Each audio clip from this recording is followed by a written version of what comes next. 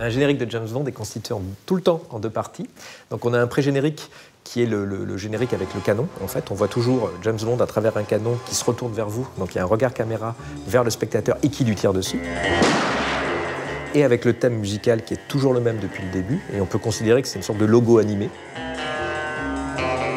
Le film commence et après quelques minutes, on tombe dans le générique.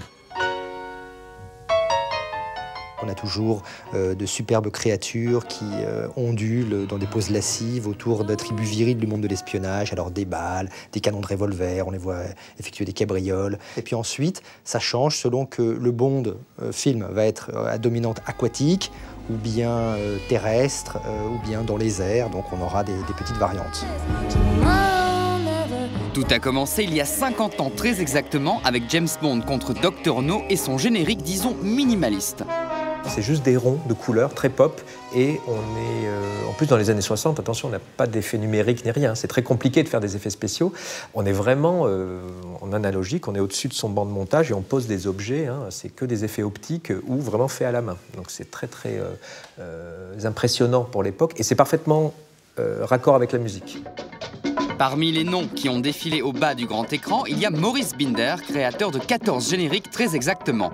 Très influencé par son concurrent Saul Bass qui officiait pour un certain Hitchcock, Maurice Binder, publicitaire de son état, a pioché dans le pop art, l'op art, l'art optique, et dans un courant artistique fondé en 1919 et qui a révolutionné le design, l'architecture et la photo, le Bauhaus. Maurice Binder, en fait, visiblement, est influencé par l'esthétique du Bauhaus, en fait, avec des photos, par exemple, de Laszlo Molinaj, qui est un photographe, sculpteur, voilà, des années 20, des années 30, et qui, justement, faisait des photos comme ça, avec des ombres. On essayait presque de rendre abstrait un visage, voilà. Donc, mais vraiment avec de la photo. Et on retrouve souvent ça dans les génériques de James Bond, c'est toujours des corps filmés, mais d'une manière assez étonnante, en fait, et assez expérimentale.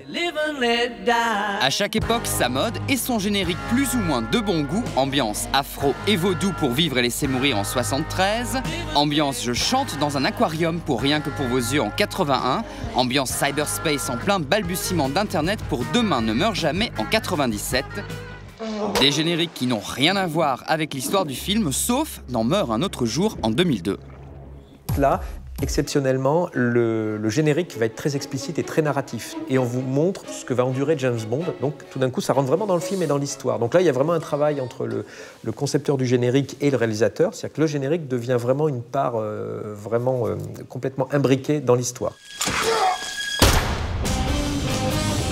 En 2006, rupture de style avec l'arrivée d'un nouveau Bond, Daniel Craig, c'était pour Casino Royale.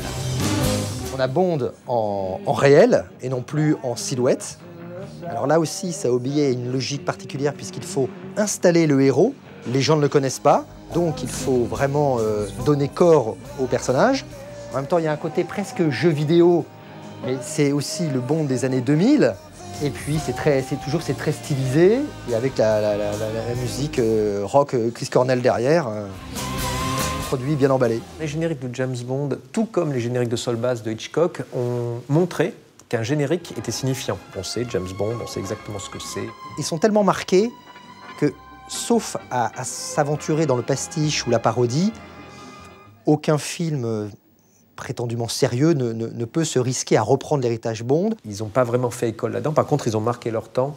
Et ça devient un code. Autre code, la chanson titre, et c'est Shirley Bassey qui ouvre le bal en 64 avec Goldfinger.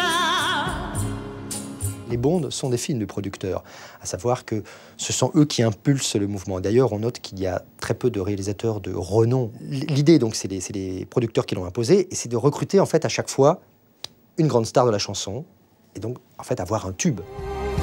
On retiendra aussi Tina Turner, Madonna et aujourd'hui Adele qui posera sa douce voix sur le 23e Bond intitulé Skyfall, sorti du générique et du film le 26 octobre.